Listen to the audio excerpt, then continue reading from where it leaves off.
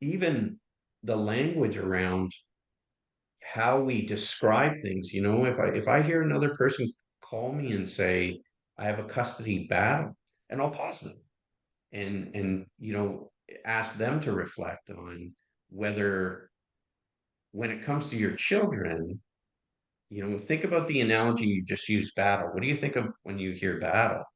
Well, I think of war. And is that something that you would want your children to be surrounded by, right? And I'm able to help them reflect. But I had to go through an evolution or a metamorphosis as a professional to recognize that we have an opportunity to help people to do a lot of good, and we don't. We resist it because the traditional norms tell us that this is the way it always has been done. So this is the way that we need to continue to do it. It's almost like there's a mentality, if it ain't broke, don't fix it. But the reality is, if you ask any practitioner within the system, they'll tell you how broken it is and how devastating court can be, even the judges. And yet there's no movement to change it. Welcome to the Attune podcast, where we look at bringing trauma integration into professional systems and settings. My name is David Young, and this is the project of Wholehearted in our ongoing series about trauma and the legal system. Today we're going to be hearing an interview with David Moreau. For over 20 years, David has practiced law with empathy, compassion, and integrity. He's been formally trained as both a family mediator and a collaborative legal professional, and he's accredited in both and was one of the first in the province of Ontario to receive recognition as an advanced collaborative professional. Throughout his career, David has observed and analyzed the legal system and has spoken widely about reform and change.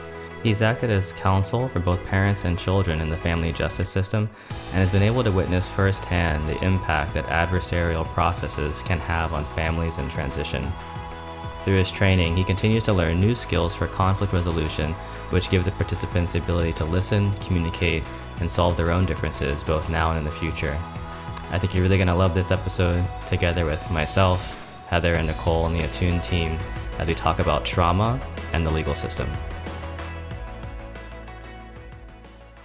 Today, I'm here with Dave Moreau, and we're sitting down together in a conversation together with Heather and Nicole, and we're just really kind of getting to know David and his experience at the Attune training, but also his greater work in the world and what he's been doing with people. So welcome, Dave. It's good to have you. Thank you very much for having me. It's wonderful to see everybody again and to hear everybody's voices. Yeah. And Dave, I know you've referred to yourself as a recovering litigator, but I'm curious, what would you like us to know about you before we start asking more questions? Oh, geez, where to begin? Well, the recovering litigator title was actually kind of tongue in cheek. I was presenting at a conference down in Windsor for a friend of mine, and I stood up to the microphone and I said, "Hi, I'm Dave. I'm a recovering litigator." And it drew some laughs from the crowd. But then I started reflecting on what that meant, and actually, it's very true. I've been a lawyer since I want to say I was about 27 years old. I've been practicing and had always from a very young age wanted to be a lawyer and had a conception of what that meant as a lawyer, and went full throttle wholeheartedly into the practice thinking that this is what it was, and recognized a lot of things that I'm sure we'll unpack along the way that changed my perspective considerably, especially as a family lawyer. I mean, my area of practice, and it wasn't necessarily by design, it was more by happenstance. I was working with a criminal lawyer who had a number of family law cases, which got passed to me, and I realized that I was good at what I did, and I found it gratifying at the time being a young practitioner, and ended up embracing it from there. Although, if you would have asked me before I started practicing law, I actually had envisioned myself being an employment lawyer. Mm, But as I evolved as a practitioner, I developed this idea that the way that we had always done it and never questioned may not be what families need in that moment. And so when I finally in 2016 stopped litigating, going to court, I developed this title for myself called the recovering litigator. So that's the genesis of it is me evolving as a professional and not just as a professional, as a person and really embracing, some people see it as dismissive. It's not, that's not my intention. The title recovering litigator is more about my journey than anything else. So that's how I ended up with that title. I mean, I think most people would call me a family law lawyer or a divorce attorney, but I like recovering litigator better. I think it embraces who I am a lot more. mm. What are some of the main ways that you changed from when you were 27 to where you are now in your journey from, I guess, litigator to recovering litigator and then into the work that you're doing now? No, that's a good question. So when Nicole and I have had a lot of conversations unpacking this. When you go to law school, the idea is that it doesn't necessarily teach you what I've now realized are necessary skills. Becoming attuned with others is extremely important. How to uh, how to really get at people's interests and their fears and their concerns, how to gain insight into where they are so that you, as a professional around them, can help to guide them, but not navigate them, still allow them to steer their own ship. So when I first started, all I had was, okay, this is what a lawyer does. Law school teaches you how to study cases, how to argue vociferously or vigorously, and that's what I did. I came out. I was a traditional model. I was a very successful, or at least in my mind, I was a successful litigation lawyer in the courtroom. I was, you know, I think a pretty devastating cross examiner. Those are all the things that at that point in time I held as valuable. And then about 2009, I think it was in 2009, I was involved in a particular case. And without getting into the specifics of it, I did my job. I was successful in doing my job. And one of the things that happened was, as a result of me doing my job, the parents of this younger child were impacted in the way that they were able, or better described as unable, to communicate. And what ended up happening was when I did the trial, and this all came up because I was asked in a mediation training course, what was my best day as a lawyer? And I thought, I know exactly what that means. You know what? I did such a great job. Uh, I still have the decision somewhere, 36 pages of brilliance, a testament to my job as a litigation lawyer. And, I was very proud of that. I got everything that, my client was asking for. And then as time went on, I remember this particular person calling me back and saying to me, something's happened, the circumstances have changed. What do I do? I said, you need to contact the other parent. And their immediate response was, well, I can't do that because, you know, the trial that we did had an impact on our ability to communicate. I can't communicate with this person again. I said, well, in the circumstances, that's my advice. And then jump forward a few more years. I don't know why, but this young person's name was in my mind. And something must have caused me to look into her name. And so then I jumped forward to probably my worst day as a lawyer in 2016 when I found out that the young person who was the subject of this lengthy trial, had committed suicide at 16 years old. And I think at that point I made a decision, conscious decision, that um, we have a system that isn't self-reflective, that doesn't, in my view, look to improve, although it seems to say the right things and give the sound bites that everybody loves to hear.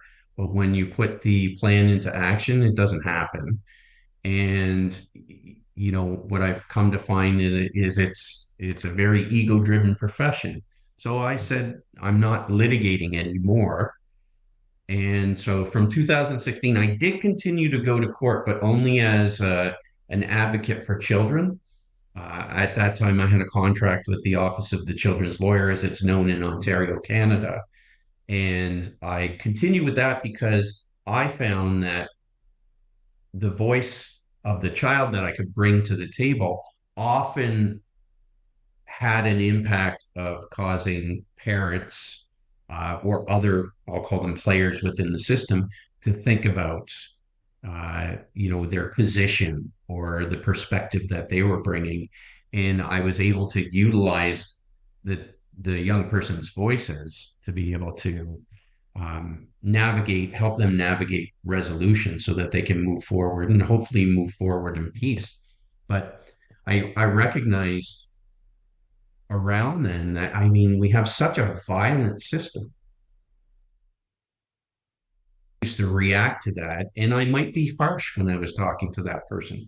Now I recognize that, okay, this is the information that's out there. This is what people believe. This is kind of what the common trope has become, and I'll pass them and ask them to reflect on whether, when it comes to your children, think about the analogy you just used, battle. What do you think of when you hear battle?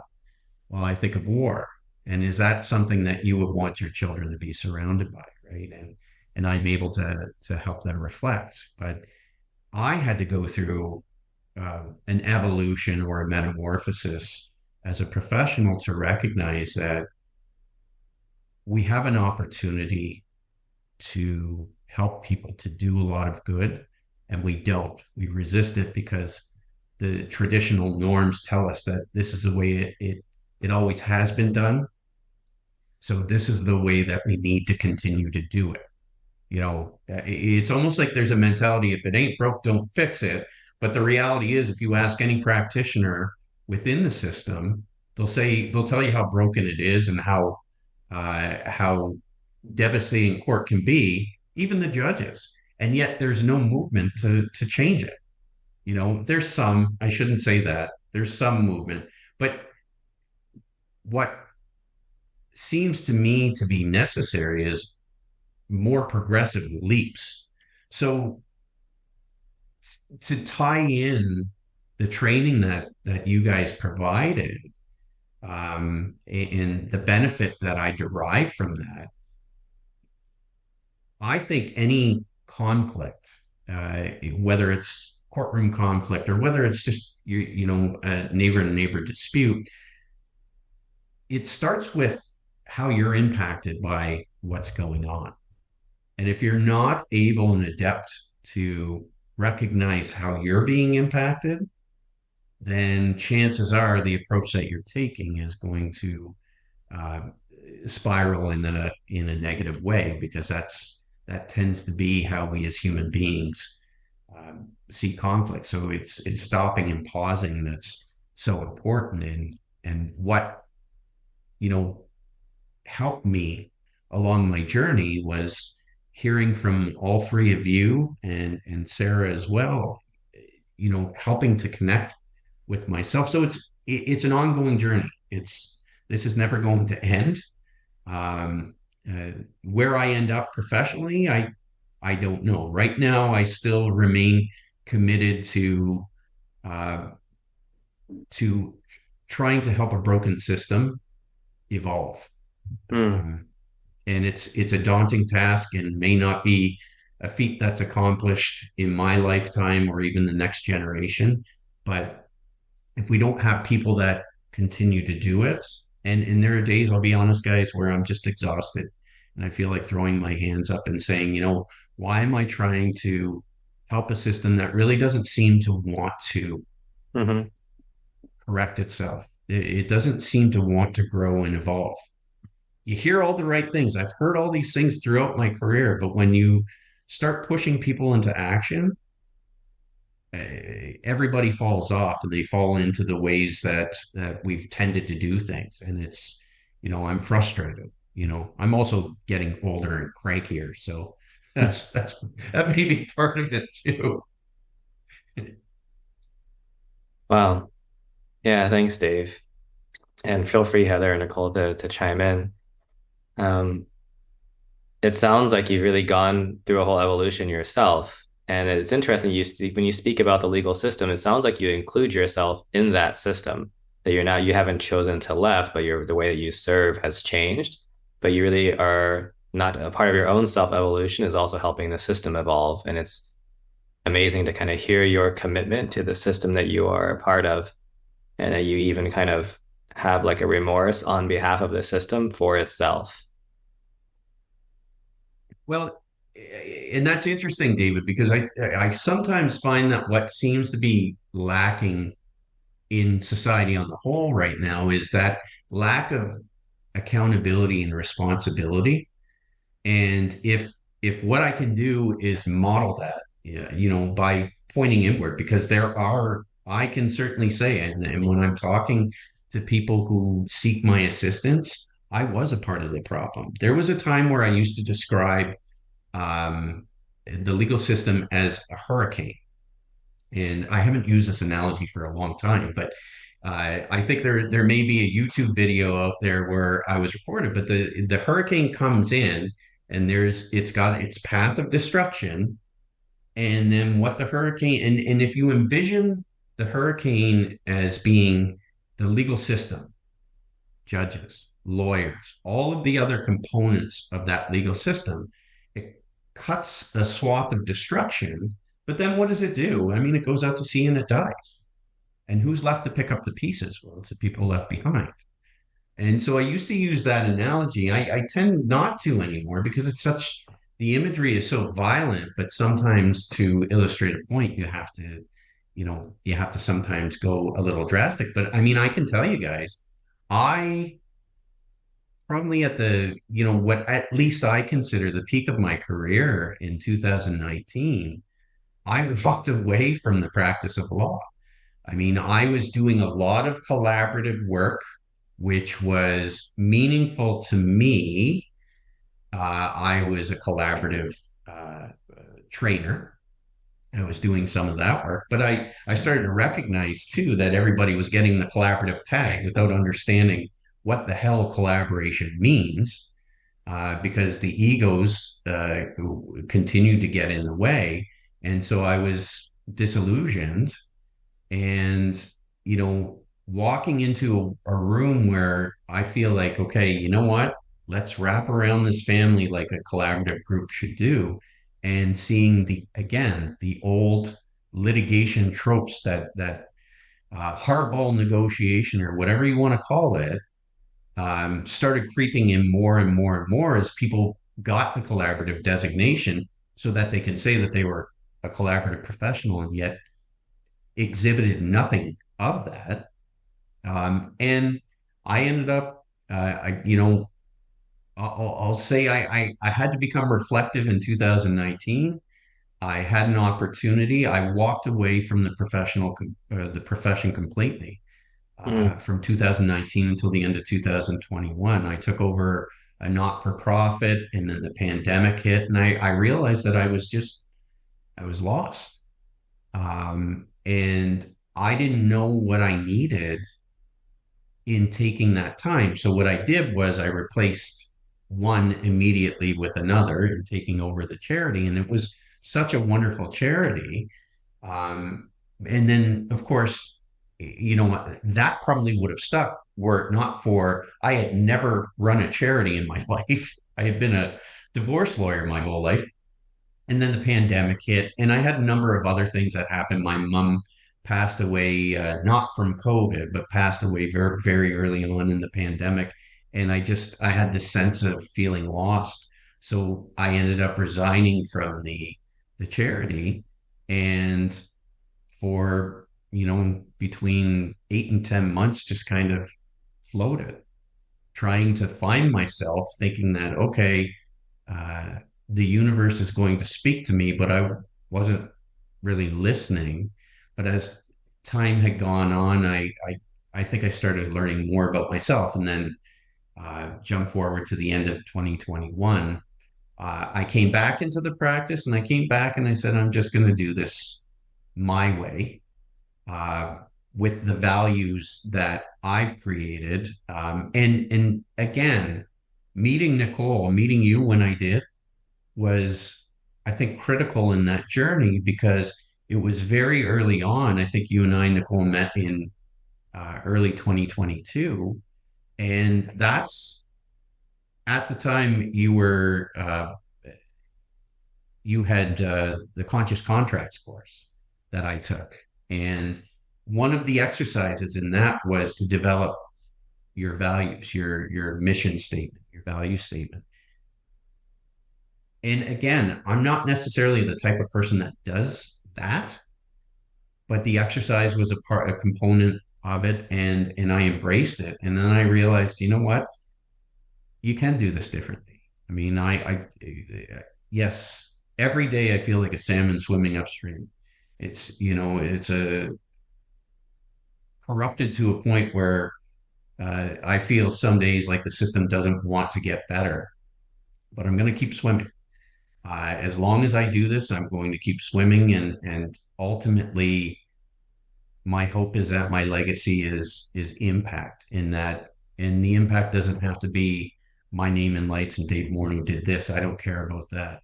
But if I help someone, or hopefully more than just one person along the way, that's kind of my mission. And what you guys do is so critical to that. That's stopping, the pausing, the reflecting.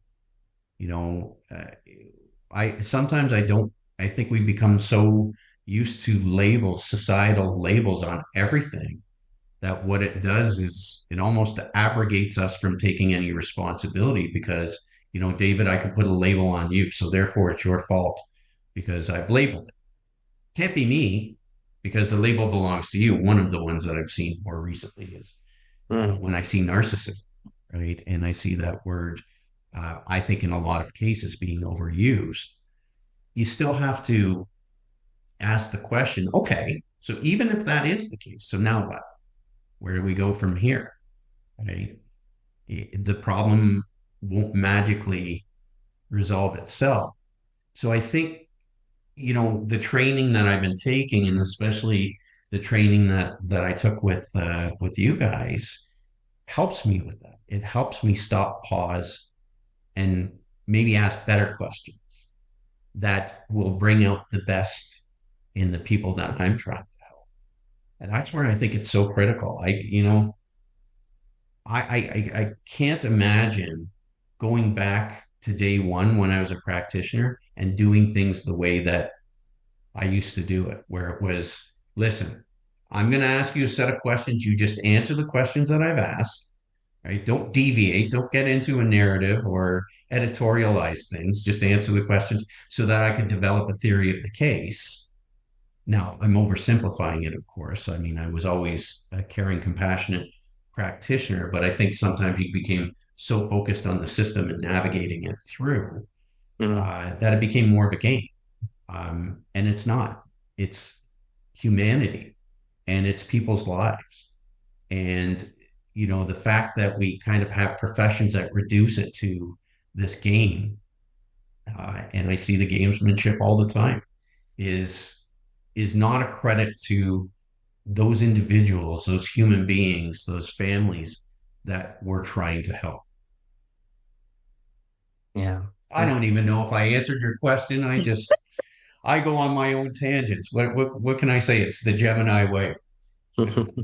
Dave, I just to bring it back to your own evolution and to bring you back to the this system that is broken.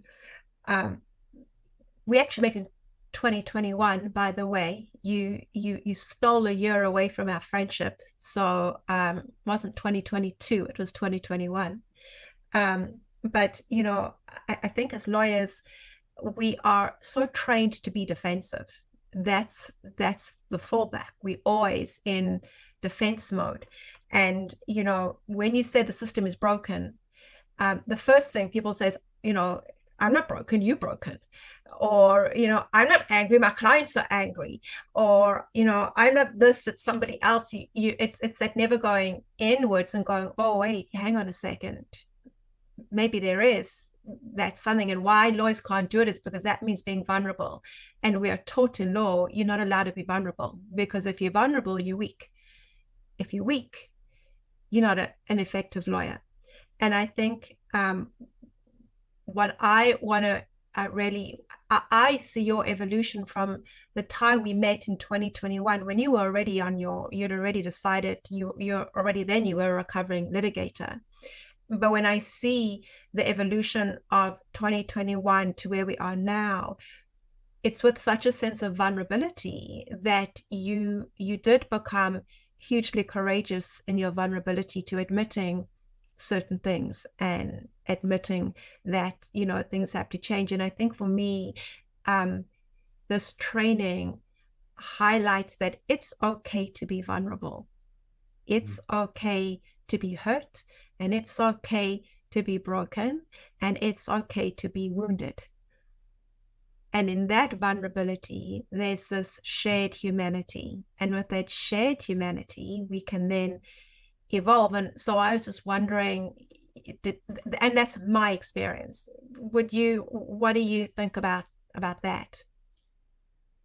You know what? That is such an accurate encapsulation of what I've gone through. I mean, my approach with the human beings that I'm helping is I'm not always going to be my best version of myself. I mean, we're going to have those moments, and I can always circle back. And when I'm talking to people in helping them be their best selves, part of it is acknowledging when you haven't, or when you may be feeling the frustration and stopping, noticing it, recognizing it. And often what I do, I find that the approach of when I'm talking to people, identifying it right away in real time with that person, right? This is where I am. And, this is coming from frustration. And you and I are talking about navigating through this. And here I am not being a good example to you. And it's powerful. Nicole, when I hear, and David, you have mentioned it too, I wear as a badge of honor the fact that I can identify where maybe I wasn't the person that I was always meant to be, and reflect on that and own it. Because taking that responsibility, holding yourself accountable, that's how we're going to move forward. So I completely agree, Nicole, with your sentiments and how how the course has helped in that way, because we're told not to be vulnerable. I don't know. I had a mentor who said, never say you're sorry. What if you make a mistake? Of course you can say you're sorry. But that was the kind of that tough love mentality that I was introduced to when I started my journey to become a lawyer. It's I think if we were all more vulnerable, yes, there are those out there that are predatory. They look for the vulnerability and they want to exploit it. But I think most are genuine and authentic, and they want to be their authentic selves. But we have systems that have been created that tell us not to be our authentic self, because that's a sign of weakness. I mean, it's stupid. It really is. It's ridiculous. And, every day I'm learning how to embrace that vulnerability more and more and more. And it's tough because and it's not because of my upbringing. I had a good, loving upbringing. So it's not because of that, but somewhere along the way, I was taught that it's not okay to not be okay. It's not okay to be vulnerable because vulnerability is equal to weakness, which is silly. Right. It's not human either. Yeah, it's great, Dave and Nicole. And I think one of the things we talk about um, in the training and in the attuned community is that one of the foundations for vulnerability and responsibility are the same. And that before you can be responsible and before you can be vulnerable, you need to be available. And so the reason why I like the attuned training being trauma informed and trauma responsive in professional settings is that by attuning to ourselves and to the world outside of us, we experience ourselves as available for our own life and available for the people that are in our lives. And when I can be available, I can actually be vulnerable. I can be vulnerable appropriately. I'm not over vulnerable. I'm not too defensive either. I can actually be present. And when I'm available, I can be responsible for how I'm showing up to other people and the way that I'm actually reacting in the world. And it's so beautiful to hear your availability, both of you, actually, in the way that you speak about this. Well, it gives Yeah. me the opportunity when I'm talking to people too to explore it, right? Like I said, in real time. Yeah. Um, you know, the best way to teach somebody is not to tell them what to do, but it's to model that behavior, right? And the more I continue on this journey, I think the better I'm going to be, not just in my professional life, but my personal life as well, Yeah. to really connecting with myself and being able to connect with others. Yeah. I have a question for you, Dave, and actually maybe it's for both of you. And that's a question around resistance. Because oftentimes in the attuned training, we speak about how resistance has some kind of intelligence behind it. So if I'm working with somebody or with a group and we say, well, I can't feel my feelings, I can't feel my emotions, or there's a resistance to being able to feel a pain or a sadness, we would say, we can reframe that to it's not that I can't feel my feelings, it's that I could turn off my feeling. That was something that I could do. And so that the resistance at one point in my life served some kind of function. It was intelligent. And I become curious about the legal system and resistance to changing or resisting to evolving and what function is being served by that resistance. Because I find that oftentimes by becoming available for the intelligence behind the resistance, that's actually what's needed for the resistance to develop and change. And so I become curious from you both personally, but actually as a system, what intelligence does the resistance within the legal system serve? Well, you know what, and I think I would turn to Nicole on this because Nicole, the work that you've done in this area to, I expose is a word that's coming to mind, but it's probably not the right word, but just in terms of, working towards a more compassionate system. So yeah, I want to hear your thoughts on Um, wow, my thoughts are going a mile a minute on this one. But I think, first of all, we know about, I think the legal system doesn't know any other way. So what exists if you're saying that the system is broken, or you're saying that the system is wounded, or you're saying that the system needs to change, well, lawyers like to know what the change looks like. And if we say, well, we don't know, that's very scary because it heads into uncertainty. And lawyers, if there's one thing lawyers don't like, that's uncertainty, to an extent that we have to have 7 different plans with a client. So if this doesn't work, we've got this plan. If this doesn't work, we've got this plan. And what we say is, let's just let it evolve in the way that it needs to. So I think the lawyers don't like uncertainty, but I find lawyers talk the talk, they don't walk the walk. Lawyers want other people to change, not themselves. So lawyers say lots of things. Oh, trauma is important, or healing the system is important. We need to do better. We need to help. But when we say, well, it's not the system that needs to change, it's you within the system that has to change. So what are you doing to either change or to help change the system? Well, that becomes accountability, and they don't want accountability. So, and I think there's an underlying of fear and uncertainty of, well, we know no other way. So if we've only been trained a certain way and you're telling us to be a certain way, will we still be good at what we do? Because they don't know where they're going to be headed into. And that's very scary. And they don't want to be vulnerable. It's not how we've been trained. So I think it's all in you asking us to be a certain way, but we don't know what that looks like. Well, which is why I've often seen people talking the talk and they try. I think with most there's a genuine effort to move in that direction. But when you feel threatened, they they then devolve back into that prior. I don't know how many times I've seen it. I've seen the collaboration turn into a heated negotiation, right? A very positional negotiation. Those same people that I'm working with are the ones that can say all the right things that had an effect on their clients choosing that process.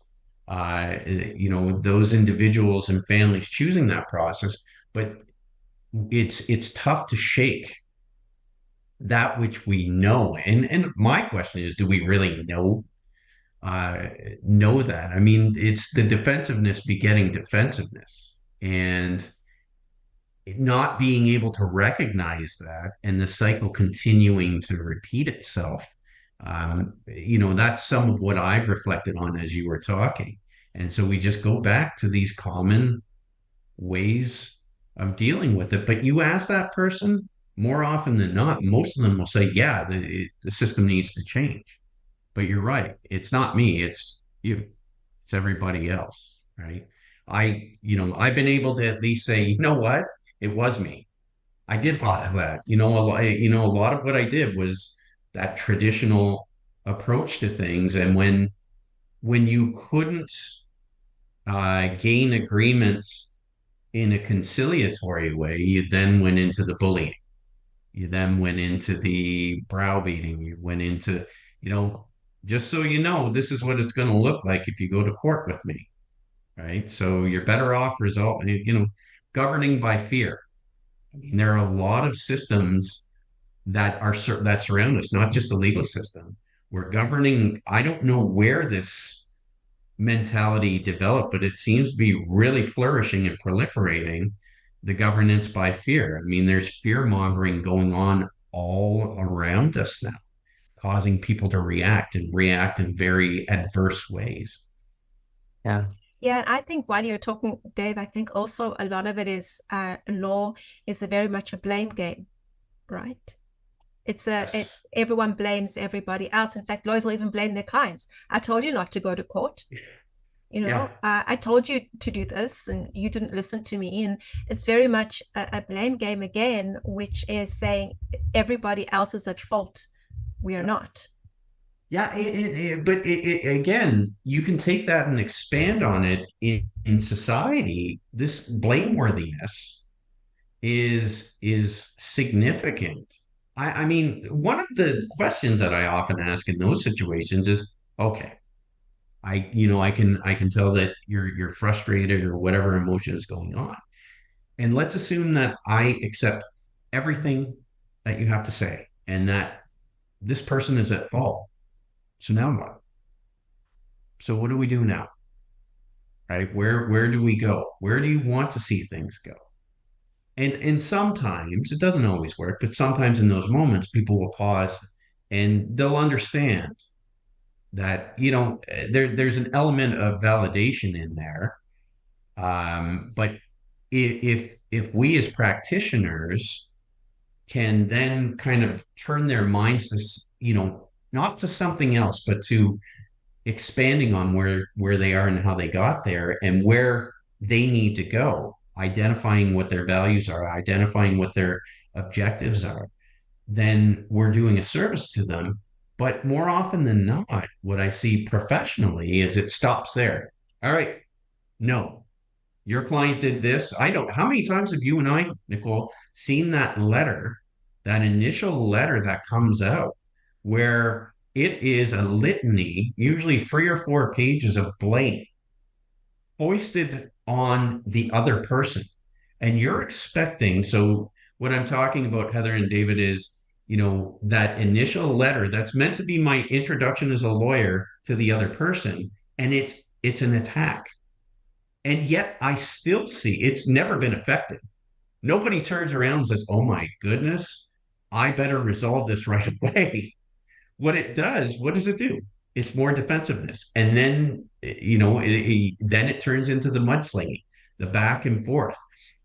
And sometimes I see that the lawyers are the biggest part of that problem. They just continue to engage in that. And sometimes you're not going to be able to pull those other lawyers out of it. So what do you need to do? You actually need to, that's when I turn to the individuals that I'm helping to say, okay, how can we, if we know this is what we're up against, let's then look at what our options are.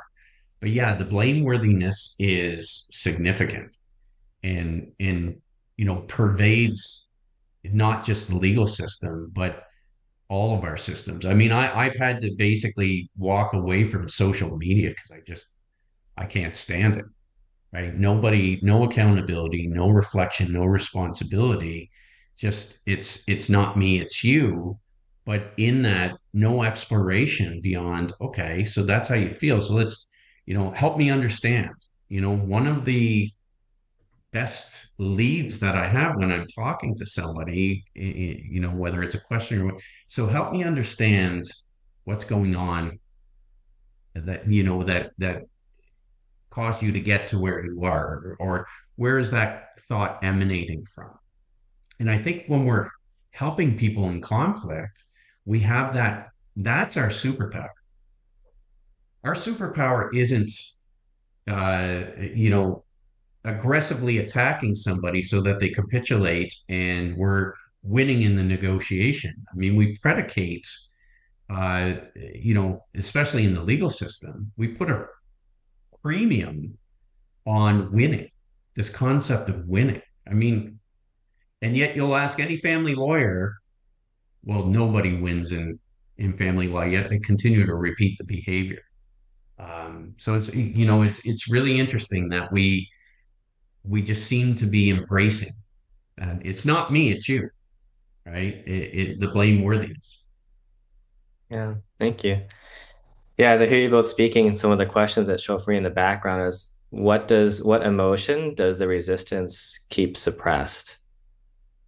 And like if I'm working with a company or with a family or with a client, usually the resistance is serving something and it kind of keeps some kind of emotion suppressed. And Nicole, when you spoke about kind of like, well, if it's broken or wounded and we're just playing the blame game all the time, like you were saying, Dave, then, well, where would we go to? What would the system become? What would we do with ourselves? And it sounds like for me that that's very scary. Like that's a lot of fear and also like a lot of grieving because it sounds like it would be being accountable for a lot of transgression towards other humans, and that the overwhelming fear and also maybe grieving or sadness around that is actually feel like it's too much for an entire system to take on at once.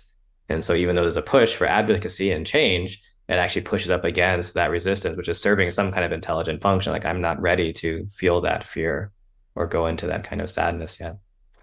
Yeah, and yet the system, David, will pressure people into making those decisions and creating the finality, but it doesn't augment itself with the necessary professionals to help them process and unpack their Mm. own emotions. I mean, when I think about the different intersections within family law of different areas of, mental health or other things, why wouldn't we have a system that embraces other professionals and other, the legal profession is very, in a lot of ways, is so egomaniacal that, I have to be the person that answers everything. I don't need to consult with an expert on this, somebody who may have a better understanding. And as long as that and I'll call it arrogance. As long as that arrogance or that need to be needed continues to exist, it's going to be difficult to improve and implement the change that's needed. I mean, Nicole, I've seen you do the work that you do, and it makes eminent sense. And yet, even in that, with a group of professionals that I would have thought would have embraced it, what I heard was resistance. Yeah, Crazy to me. one thing that came up for me, I don't say anymore. Dave and I, you and I have debated this before. Um, I don't say the system is broken. David Mhm. says the system is broken. I say the system is wounded. And the reason when I did say the system was broken, I had many lawyers get so upset with me and going, no, it's not broken. I am kind and I am compassionate and I help many clients and you don't know what you're talking about and maybe your experience you think it's broken and very defensive. And I realized that in my saying the system was broken and they feel that law they are very much part of the system, I was saying that they are broken, or they would see it as though I'm saying that they are broken, or I'm also not witnessing or acknowledging their good work in the system. And that lack of acknowledgement and being seen as broken within the system got them very defensive. Um, and it all came down to, okay, so how it made me realize how integrated that they couldn't actually separate themselves from the system.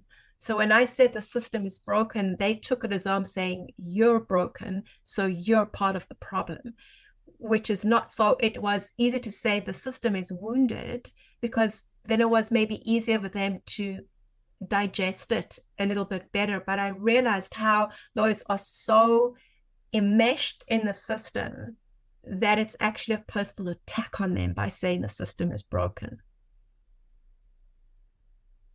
Yeah, I mean that's a very profound point, and you and I have explored that. And I would necessarily say we disagree. I agree with you.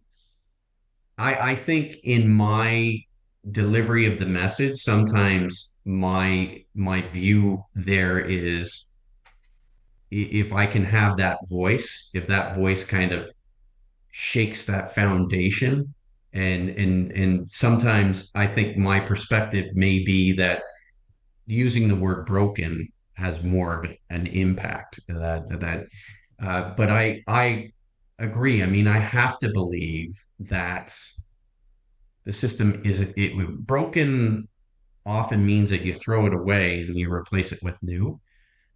Wounded means okay, it can there's a reparation that can be done.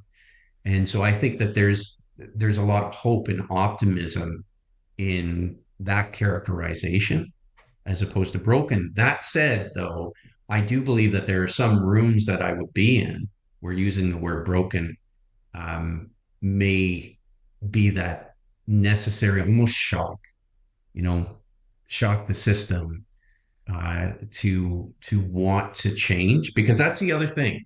Whenever I talk about these things too, I always talk about the hope, though. There's a lot of hope in this.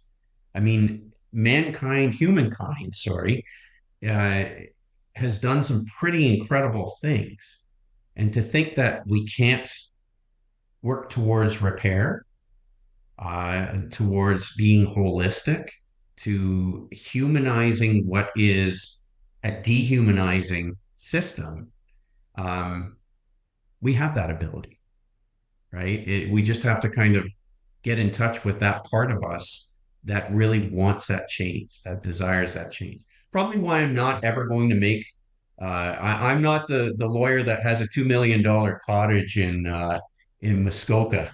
Uh, I that's not what I was destined to do. Although I think when I first started, I went into the profession of law because it was stable, it was about what's right, and you could probably make a lot of money doing it. I think the person that I am didn't allow me to follow that route. So I'm happy that that's the case. Well, there's so many other questions I'd love to ask you both. We'll have to come back again, but It's beautiful to hear you, Dave. And I'm wondering, for people who are interested in hearing about more about you or following your work, what's the best way to kind of follow you? Yeah, I mean, my website is davidmorneau.com. Name of my firm is Morneau Family Law and Legal Innovation. I do have on Instagram, I'm the recovering litigator, so you can find me there. I've been not as active on social media more recently as perhaps I have been in the past, or find me on LinkedIn.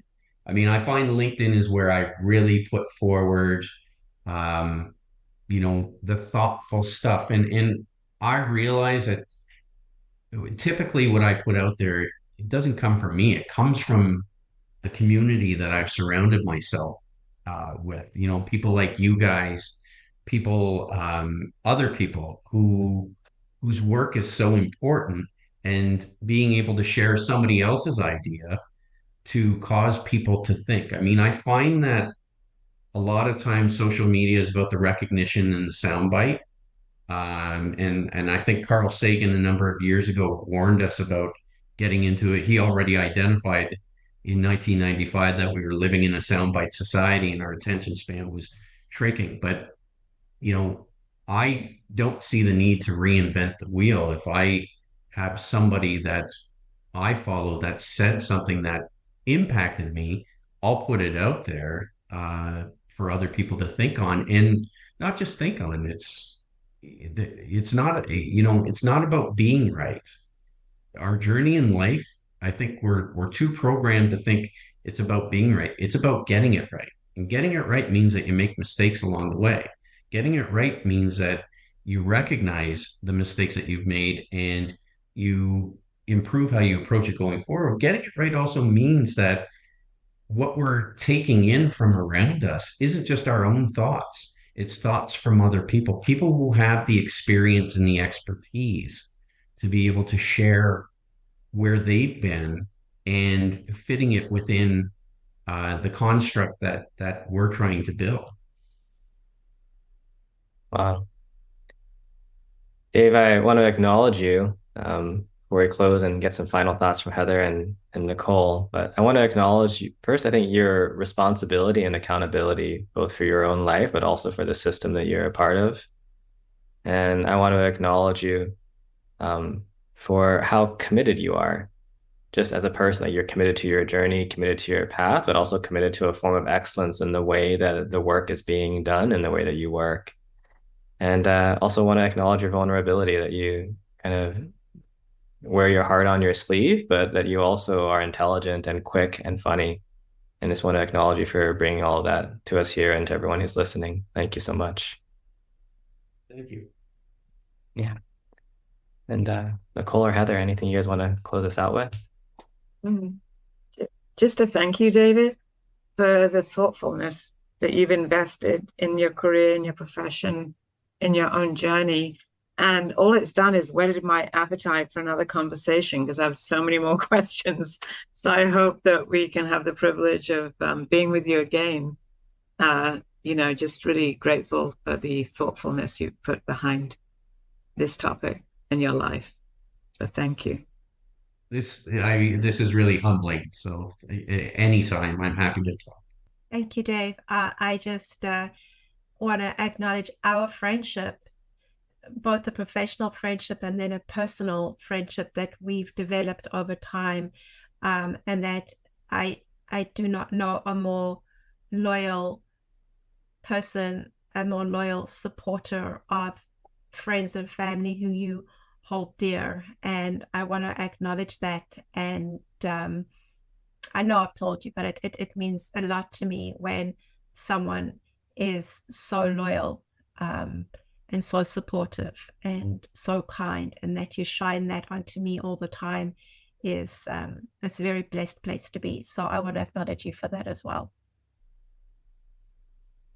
Thank you. And you know how much I love you, Nicole. I mean, we've only known each other for a couple of years, and you know how important you are in my life. And just knowing that you've been a part of this journey and that we've been a part of each other's journey, and to be able to communicate the way that we do is so meaningful to me. So thank you. We hope you enjoyed that episode. To find out more about David's work, you can check out the podcast description notes, and to learn more about the Attuned training, becoming trauma-informed and trauma-responsive in professional settings, check out our website at www.beingwholehearted.com/events. Thank you, and have a wholehearted day.